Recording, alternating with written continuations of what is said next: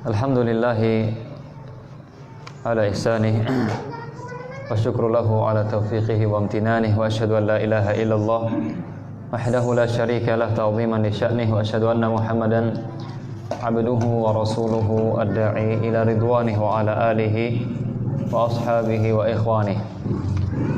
Alhamdulillah, Bapak Ibu yang saya cintai, yang saya muliakan karena Allah Subhanahu wa taala. Tentu kita bersyukur kepada Allah atas nikmat yang sangat mulia ini, sangat agung sekali.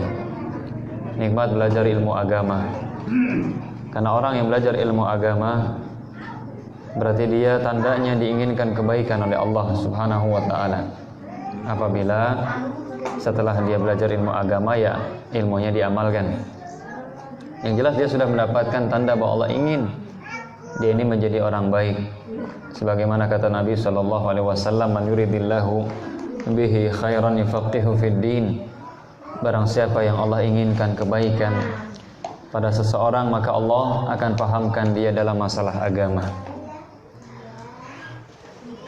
Kita bersyukur kepada Allah atas nikmat yang sangat agung ini, dan semoga Allah terus berikan semangat kepada kita untuk menghadiri amalan-amalan yang semacam ini, di kajian membahas kitabullah, membahas hadis-hadis Rasul sallallahu alaihi wasallam. Kita berharap dan terus berdoa agar Allah memberikan semangat atau memberikan selalu semangat kepada kita. Karena kalau seandainya Bapak Ibu kita tidak semangat atau nunggu mood belajar agama, maka kita tidak akan belajar agama.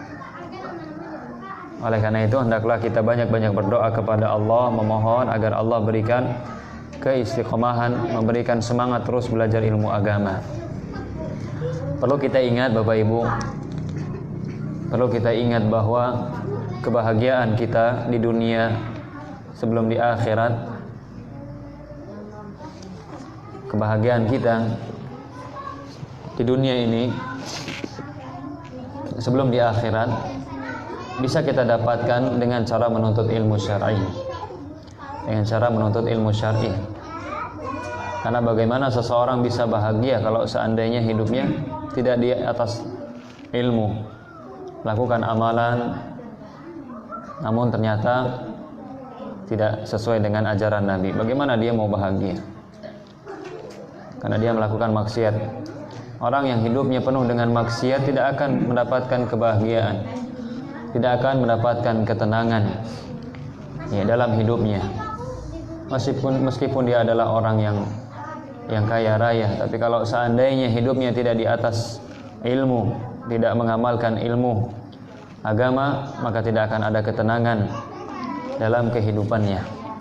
Maka siapapun kita, apabila kita ingin menjadi orang yang bahagia di dunia ini, hendaklah kita terus belajar ilmu agama dan berusaha kita amalkan ilmu yang telah kita pelajari. Baik, ibu-ibu udah siap? Siap ya. Baik. Kalau gitu kita mulai. Kita akan bahas perkara atau hal-hal yang najis. Ini sebetulnya mungkin di antara kita sudah tahu. Namun barangkali ada yang belum tahu, atau kalaupun seandainya sudah tahu bisa jadi lupa, maka kita ingatkan. Kita akan bahas tentang perkara-perkara najis atau benda-benda najis. Baik Bapak Ibu yang dimuliakan oleh Allah, benda najis itu apa sih? Ada yang tahu nggak? Tisu. Benda najis itu apa? Ibu-ibu ada yang tahu nggak benda najis apa? Coba kira-kira. Najis itu apaan sih? Ya, jazakallah khair.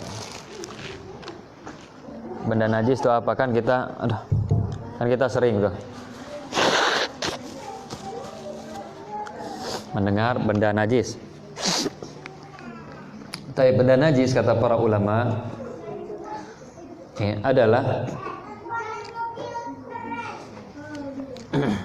saya bacakan. Benda najis adalah kullu syai'in yastaghfiruhu ahlu taba'i as-salimah wa yatahaffazuna anhu wa yaghsiluna thiyaba idza asabahum kal'adhirati wal baul. Najis adalah semua yang dianggap jijik oleh orang yang tabiatnya itu masih benar.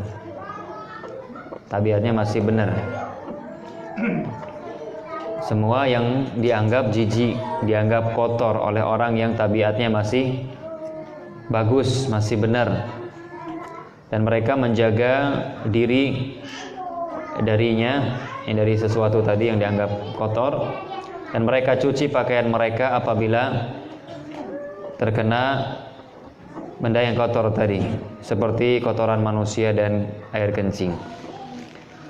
Ini disebutkan di dalam kitab Al-Wajiz fi Fiqh Sunnah wal Kitabil Aziz karya Syekh Abdul Azim Al-Badawi hafizahullah taala. Beliau mendefinisikan najis dengan apa yang saya sampaikan tadi.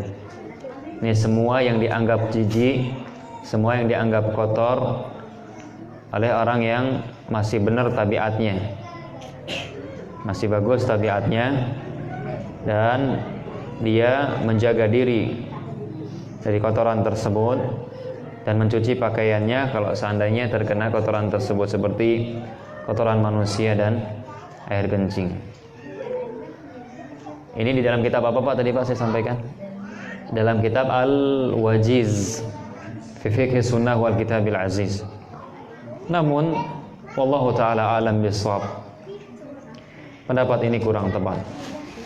Definisi ini kurang tepat. Karena kita akan terbingungkan lagi. Kita akan kebingungan, ini orang yang selamat, yang bagus tabiatnya ini yang model bagaimana lagi nih? Ya kan? Kalau seandainya kita ambil pendapat ini, berarti dhab itu najis.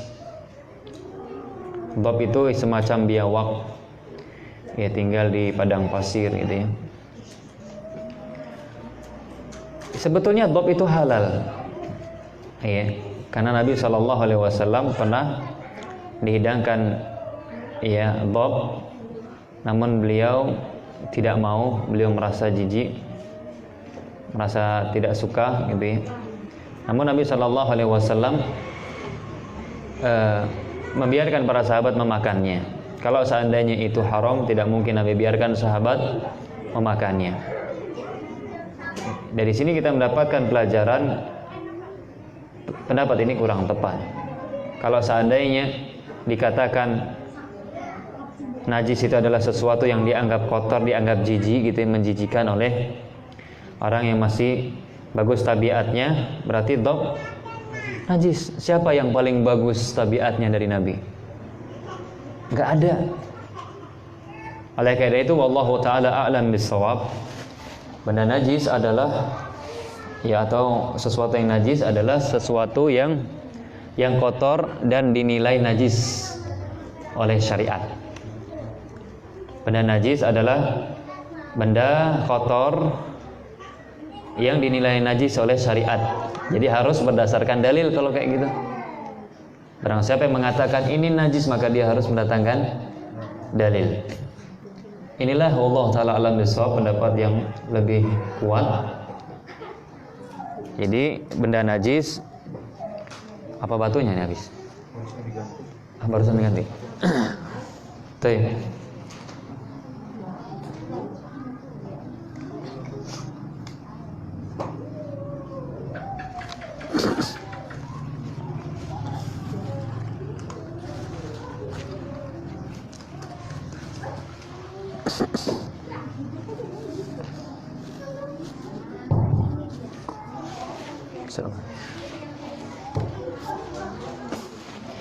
Jadi ya gimana ini? Tes 1 2 3 dicoba. Oke. Sudah. Ya, benda najis tadi apa Bapak Ibu? Sesuatu yang kotor dan dinilai najis oleh syariat. Oleh karena itu kalau kita mau mengatakan ini najis, maka kita harus mendatangkan dalil. Karena hukum asal sesuatu itu taharah, hukum asal sesuatu itu suci. Oleh karena itu barang siapa yang mengatakan sesuatu itu najis, maka dia harus mendatangkan dalil. Harus mendatangkan dalil. Baik Bapak Ibu yang saya cintai, yang saya muliakan karena Allah, kita akan membahas hal-hal atau beberapa perkara najis atau benda-benda najis ya, berdasarkan dalil. Benda-benda najis yang dinilai najis oleh syariat Islam. Tapi yang pertama dan kedua, benda najis yang pertama dan kedua adalah baulul adami wa ghaituhu. Baulul adami wa ghaituhu. Air kencing dan kotoran anak Adam. Maksudnya kotoran manusia. Air kencing dan kotoran anak Adam. Ini najis. Berdasarkan sabda Nabi alaihi salatu wassalam dalam hadis yang sahih riwayat Imam Abu Dawud, Nabi sallallahu alaihi wasallam bersabda, "Idza wati'a ahadukum bi na'lihi al-adha fa inna turaba lahu tahur." Apabila salah seorang di antara kalian ya menginjak kotoran, ini kotoran manusia, menginjak kotoran manusia,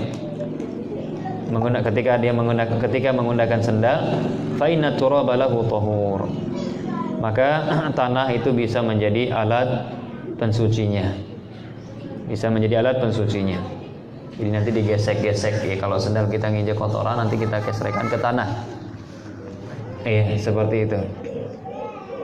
Ini menunjukkan bahwa kotoran manusia itu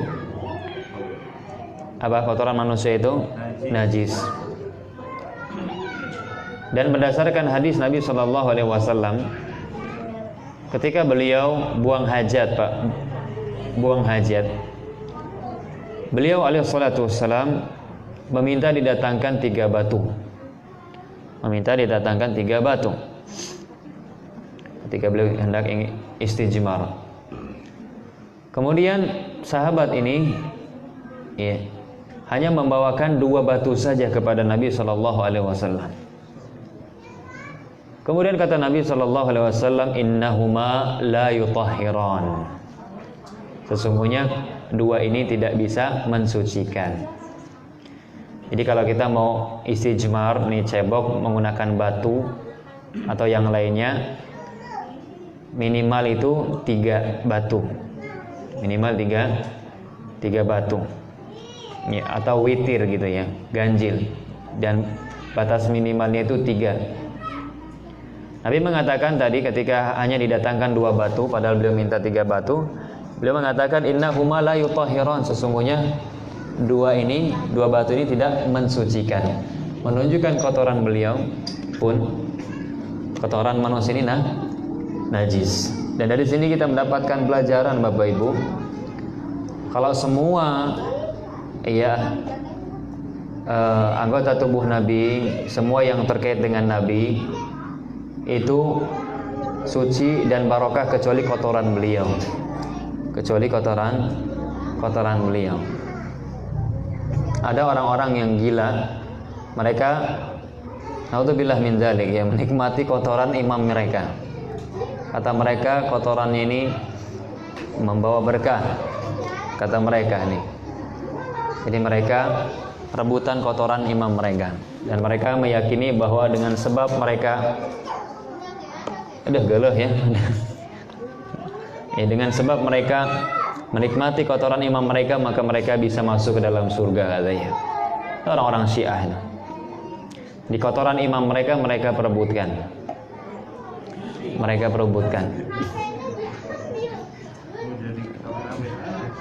Baik. Jadi kotoran Nabi saja najis ya. Adapun Bapak Ibu dimuliakan oleh Allah, dalil yang menunjukkan air kencing manusia itu najis adalah hadis dari sahabat yang mulia Anas bin Malik radhiyallahu taala anhu. Beliau mengatakan, ada orang Arab Baduy kencing di masjid.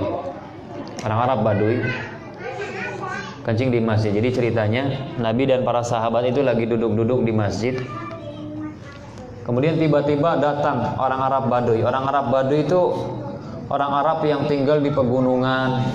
Tinggalnya juga nggak di perkotaan, nggak di tempat yang ramai. Tinggalnya di pegunungan dan itu, ya. Dan dia tinggalnya dengan ternak, dengan hewan-hewan ternaknya. Oleh karena itu kata para ulama, orang Arab Baduy itu diantara sifatnya itu keras dan bodoh. Ini orang Arab Baduy, keras dan bodoh. Jadi Nabi dan sahabat lagi duduk-duduk di masjid. Kemudian orang Arab Baduy ini masuk ke pojokan masjid, kencing di masjid. Orang Arab Baduy, Pak. Ya gimana? Dia anggap, wah ini tempat apa ini kan? Iya, tembok, pakai pelepah kurma aja, kirain apa gitu ya. Masuk, kencing di pojokan masjid. Ya, karena tadi sifatnya bodoh ya Pak ya. Kencing dia. Lalu para sahabat mau menghentikan orang tadi. Ini orang Arab Baduy tadi lagi kencing. Sebagian sahabat berdiri ingin menghentikan. Ya bahkan disebutkan ada yang ingin memukul. Ya karena kurang ajar. Ini masjid kok malah dikencingin gitu ya. Tapi apa kata Nabi SAW? Pak, da'u, biarkan dulu, biarkan. Wala tuzrimu, jangan kalian ganggu. Jangan kalian ganggu. Kemudian setelah orang Arab Baduy tadi sudah selesai kencingnya, Nabi SAW minta didatangkan air. Minta didatangkan air. Kemudian beliau memerintahkan tempat yang dikencingi itu disiram, dengan air tadi disiram. Ini menunjukkan bahwa air kencing manusia itu najis. Air kencing manusia itu najis karena Nabi SAW beliau perintahkan para sahabat untuk mendatangkan air, kemudian beliau siramkan ke tempat yang dikencingi orang Arab Baduy tadi. Ini diantara faedah dari hadis ini, dan masih ada faedah yang lain yang Bapak Ibu. Diantara faedahnya bagusnya akhlak Nabi SAW. Bagusnya akhlak Nabi SAW ketika mengingkari kemungkaran. Pak coba lihat Pak, kencing di masjid Pak, ini kemungkaran bukan Pak? Kemungkaran bukan? Kemungkaran ya, kurang ajar, masih dikencingin. Tapi karena Nabi tahu ini orang goblok nih, orang bodoh gitu lah. Orang Arab Baduy memang kayak gitu. Kelakuannya dia bodoh. Nabi SAW luar biasa akhlak beliau. Ketika mengingkari dan dia tahu ini yang melakukan kemungkaran ini orang yang tidak tahu. Beliau SAW membiarkan terlebih dahulu. Beliau biarkan dulu. Ingat Bapak Ibu, beliau biarkan bukan berarti beliau setuju atas apa yang dia lakukan. Bukan berarti beliau SAW setuju, tapi ada maslahat yang lebih besar, atau ada mudarat yang lebih kecil, yaitu mudarat yang lebih kecil. Jadi dari sini juga kata para ulama, kita mendapatkan pelajaran apabila ada dua mudarat, mau nggak mau harus kita pilih salah satu, maka Bapak Ibu pilih yang paling kecil mudaratnya. Pilih yang paling kecil mudaratnya. Tadi kencing di masjid mudarat tak Pak? Mudarat. Tapi kalau seandainya orang Arab Baduy tadi lagi kencing kemudian diganggu, disuruh berhenti atau ditarik, kan ada yang mukul tadi, tapi mudaratnya lebih besar mana? Lebih besar kalau seandainya dipukul, ditarik gitu kan. Karena kalau seandainya dia dibiarkan saja kencing di situ, pertama, air kencing ya sudah di situ saja, di satu tempat. Air kencingnya di satu tempat. Coba kalau seandainya lagi kencing kemudian ditarik, otomatis malah air kencingnya kemana-mana. Kemudian mudarat yang berikutnya, kalau seandainya orang Arab Baduy tadi ditarik, maka akan kemana-mana kelihatan itu kan kemaluannya juga, mudarat juga. Kemudian bisa juga nanti menimbulkan penyakit karena orang lagi kencing kemudian dikagetkan, itu ya ada mudaratnya. Jadi dari sini kata para ulama, kalau seandainya ada dua mudarat Bapak Ibu, mau nggak mau harus milih salah satu, maka pilih mudarat yang lebih ringan, lebih kecil. Bukan berarti apa? Bukan berarti kita setuju. Ingat, bukan berarti kita setuju atas ya kemungkaran yang kecil tadi, tidak. Namun beginilah syariat Islam mengajarkan kita. Kayak Nabi tadi, Nabi membiarkan orang Arab Baduy kencing kan? Apakah berarti Nabi setuju? Enggak, cuma Nabi mengambil mudarat yang lebih kecil ya, untuk menolak mudarat yang lebih besar. Dan ini kaidah yang sangat manis, yang sangat indah, yang sangat bagus sekali Bapak Ibu kalau kita betul-betul paham ini dan kita amalkan dalam kehidupan sehari-hari. Apabila ada dua mudarat, apabila ada dua mudarat, mau nggak mau kita harus milih salah satu, maka kita pilih yang paling ringan, yang paling kecil mudaratnya. Wallahi Pak, indah sekali. Contohnya kita contohkan, kita beri contoh yang lain dari sini. Ada mungkin pemimpin contohnya, dia melakukan kezaliman. Pemimpinnya mementingkan diri sendiri, rakyatnya dibuat nelangsa, dibuat kesusahan, tidak diopeni gitu ya. Taruhlah kita katakan ada pemimpin seperti itu. Mudarat bukan Pak? Mudarat kan bagi rakyat kan? Baik. Kalau seandainya si rakyat memberontak kepada pemerintah, demo sana sini, pokoknya memberontak, tidak taat kepada pemerintah karena pemerintahnya tadi memikirkan diri sendiri, kurang perhatian dengan rakyatnya. Pak, mana yang lebih besar atau mana yang lebih kecil mudaratnya? Pemimpin zalim tapi rakyat bersabar, atau rakyat berontak? Mana yang lebih kecil mudaratnya Pak? Bersabar. Apakah berarti kita ridho atas kezaliman pemimpin? Tidak. Namun dalam rangka mengambil mudarat yang lebih kecil dan menolak mudarat yang lebih besar, itu kita lakukan. Makanya Pak, syariat Islam melarang demonstrasi. Syariat Islam melarang memberontak kepada pemimpin bagaimanapun bejatnya pemimpin. Selagi dia masih Islam. Seperti itu. Bukan karena kita setuju dengan kezalimannya, bukan karena kita diam atas kezalimannya, tapi dalam rangka mengambil mudarat yang lebih kecil. Coba Pak, kalau seandainya sudahlah pemimpinnya zalim, kemudian rakyatnya juga memberontak, wallahi Pak, jangan sampai Indonesia seperti Suriah. Itu kan awalnya apa? Awalnya begini, pemimpinnya zalim, kemudian rakyatnya memberontak tidak sabar. Akhirnya pemimpinnya sudah hancurkan, tembakin ya, bunuh. Coba, untung aja pemimpin kita masih baik hati. Coba kalau seandainya sudahlah kesel, ya diledekin terus, contohnya dicemooh dan seterusnya, kesal dia, dia kerahkan, sudah bunuh semua. Pak, wallahi Pak, ini jelas mudaratnya lebih besar. Makanya Islam melarang demonstrasi. Islam yang sahih, Islam yang benar, Islam yang benar. Itu keyakinan Ahlussunnah wal Jamaah. Sekali lagi, bukan karena setuju atas kezaliman pemimpin, namun dalam rangka menolak mudarat yang lebih besar. Coba Pak, apa sih manfaatnya memberontak-berontak? Nggak ada. Mudaratnya lebih besar. Kalaupun ada, kita katakan mudaratnya lebih besar. Bukankah banyak yang meninggal akhirnya?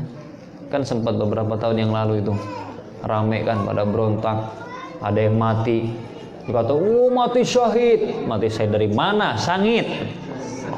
Mati sangit itu memberontak. Ya bukan berarti kafir, tapi dia mati ya dengan membawa dosa besar. Membawa dosa besar. Wallahi Pak, Nabi SAW bersabda, la zawalud dunya ahwanu indallahi min qatli rajulin muslim. Hancurnya dunia ini Pak lebih ringan bagi Allah. Hancurnya dunia ini lebih ringan bagi Allah daripada meninggalnya atau terbunuhnya seorang muslim Pak. Jadi bukan main-main darah orang muslim itu Pak. Berat sekali. Iya, tanggung jawabnya. Makanya kita jangan sampai bergampang-gampangan terhadap darah kaum muslimin. Wallahi Pak, kata Nabi, hancurnya dunia ini yang mana di dalamnya ada Ka'bah, ada Mekah, ada Madinah, ada Masjidil Aqsa, ada tempat-tempat ibadah. Kata Allah lebih ringan. Lebih ringan daripada terbunuhnya seorang muslim yang dia nggak berhak terbunuh gitu ya, tidak berhak mati. Maka hati-hati orang yang mereka suka sekali atau gampang sekali menumpahkan darah kaum muslimin. Dosanya sangat besar Pak, wallahi dosanya sangat besar. Allah mengatakan di dalam Al-Quran, man qatala nafsan bighairi nafsin aw fasadin fil ardi faka'annama qatalan nasa jami'a.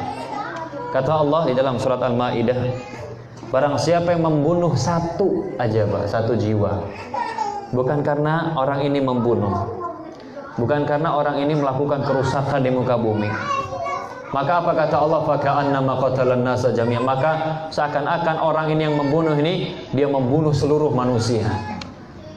Dosanya Pak, coba, dosanya luar biasa.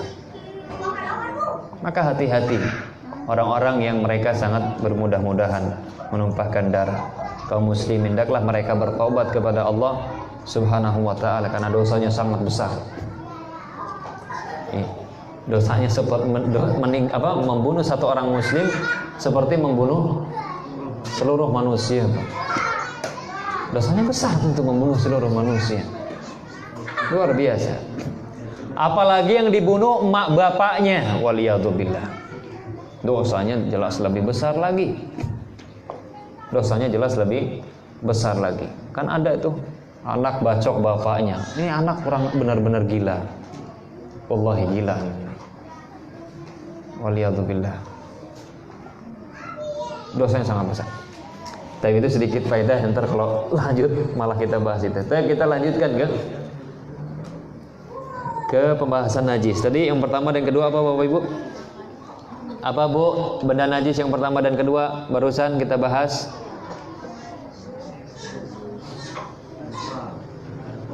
Air kencing. Iya Bu. Iya itu najis, definisi najis.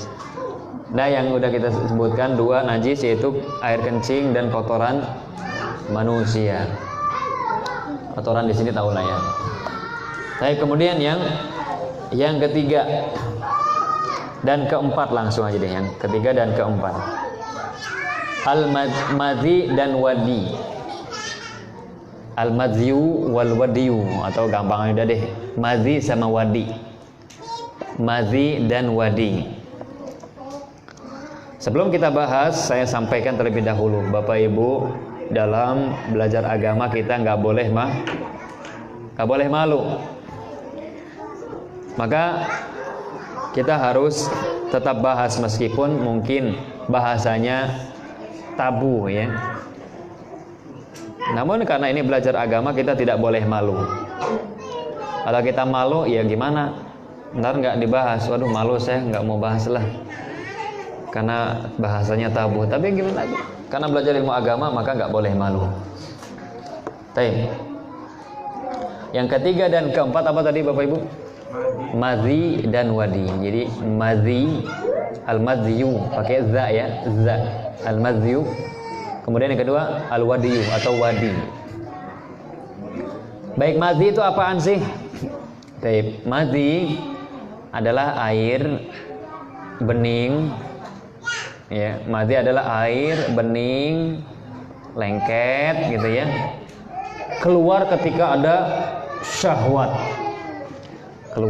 Dia keluarnya ketika seseorang itu datang syahwat, datang nafsu gitu ya. Namun tidak diiringi dengan rasa nikmat. Tidak muncrat dan diiringi rasa nikmat. Ini madhi. Ya kan bahasanya tabu kan ya. Tapi ini harus dibahas. Ini belum apa-apa. Ntar kalau kita ya barangkali ya nanti gitu ya. Bahas tentang nikah. Tambah puyeng lagi bujangan dah. Tentang nikah malam pertama ini kan dibahas itu. Apa? Ada. Iya, kita bahas. Jadi ini kita sebutkan pengertian terlebih dahulu. Pengertiannya tadi madhi adalah ini air ya bening, kelengket gitu ya. Keluarnya itu ketika ada syahwat. Namun ketika keluar itu dia tidak muncrat dan tidak diiringi rasa nikmat dan tidak diakhiri rasa lemas. Itu madhi. Tapi ini mending nih ada bapak-bapak juga. Saya kalau ngajar anak SMA yang akhwat-akhwat udah ampun saya ribut semua. Tapi lagi-lagi nggak boleh malu kita, harus kita bahas. Karena pernah saya sampaikan kan, ada seorang sahabiyat bertanya kepada Nabi, dan sebelumnya dia berkata, wahai Rasulullah, sesungguhnya Allah itu tidak malu dari kebenaran. Apakah seorang wanita wajib mandi apabila dia mimpi basah? Dia tanya ke Nabi, dan ini dia banyak sahabat dan sahabiyat. Nabi mengatakan iya, naam, wajib mandi idza ra'atil ma, kalau dia melihat air. Bukan melihat air apa ya, air mani gitu maksudnya. Iya. Tapi tetap meskipun demikian dipuji oleh Bunda Aisyah, ni'man nisa nisaul ansar. Sebaik-baik wanita adalah wanita Ansar. Karena rasa malu yang mereka miliki tidak menghalangi mereka untuk belajar ilmu agama, untuk bertanya. Baik, jadi madhi tadi definisinya. Adapun dalilnya dari sahabat yang mulia Ali bin Abi Thalib radhiyallahu taala anhu, beliau berkata, kuntu rajulan madzaan. Aku adalah orang yang suka keluar madhi. Kata siapa Bapak Ibu? Sahabat yang mulia Ali bin Abi Thalib, menantu sekaligus sepupu Nabi. Jadi kata sahabat yang mulia Ali, aku adalah seorang laki-laki yang sering keluar madhi. Wa kuntu astahi an as'ala an-nabiy sallallahu alaihi wasallam limakani ibnatihi. Dan aku malu bertanya kepada Nabi ya, karena kedudukan anak beliau. Ya, beliau kan menantu Nabi gitu kan. Jadi malu gitu bertanya ke Nabi. Kemudian aku pun memerintahkan Miqdad, ini sahabat yang mulia Miqdad bin Al-Aswad, untuk bertanya kepada Nabi. Nah di sini Pak, kita mendapatkan pelajaran kalau orang malu bertanya langsung, ya udah dia nitip pertanyaan ke kawannya, tanyain dong gitu ya. Boleh, tidak masalah. Dalilnya ini sahabat yang mulia Ali malu bertanya. Beliau nyuruh sahabat yang mulia Al-Miqdad bin Al-Aswad untuk bertanya kepada Nabi. Jadi kalau ada orang malu bertanya, ya udah nitip pertanyaan. Tanyain sih, bang tanyakan gitu ya, orang era gitu ya. Kita malu nih, isin aku takok kayak gini, seperti tanyakan. Lalu apa jawaban Nabi? Nabi sallallahu alaihi wasallam menjawab.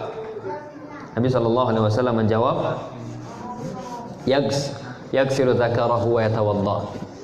Ya, Nabi menjawab dia cuci kemaluannya dan dia berwudu. Ini menunjukkan bahwa madhi itu najis. Itu madhi. Nanti kita akan bahas cara mensuci, bagaimana caranya. Jadi cara mencucinya, kalau madhi ini ringan. Kalau ada celana kita yang terkena dari madhi, ya sudah, cukup kita percikan saja, ambil air dah, percikin aja dah. Percikin. Ya lebih baik dikucek, kalau enggak dipercikin aja dah. Seperti itu. Enggak harus dicuci. Yang kena enggak harus dicuci. Kemaluannya dicuci, adapun itunya dalemannya atau celana cukup dipercikan air. Saya ambil dah, percikin. Seperti itu caranya. Baik, kemudian tadi wadi, Bapak Ibu. Wadi adalah hampir mirip dengan madi, cuman kalau wadi ini keluarnya setelah kita selesai kencing.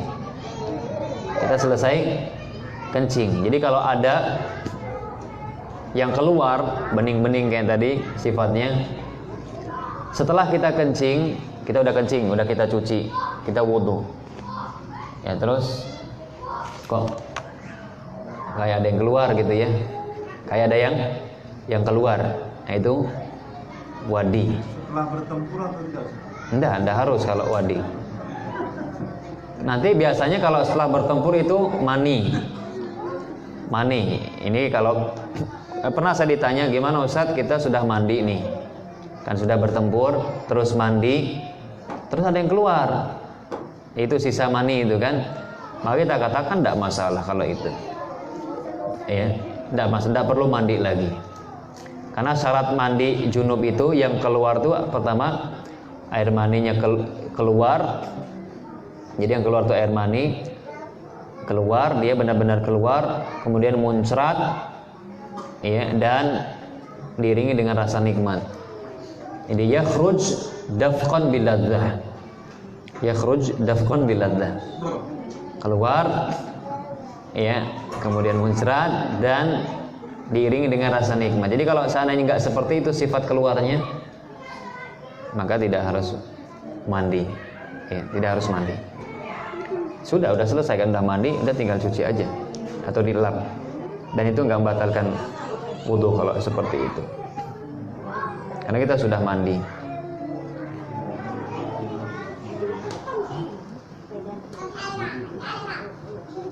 Tapi kok udah azan ya?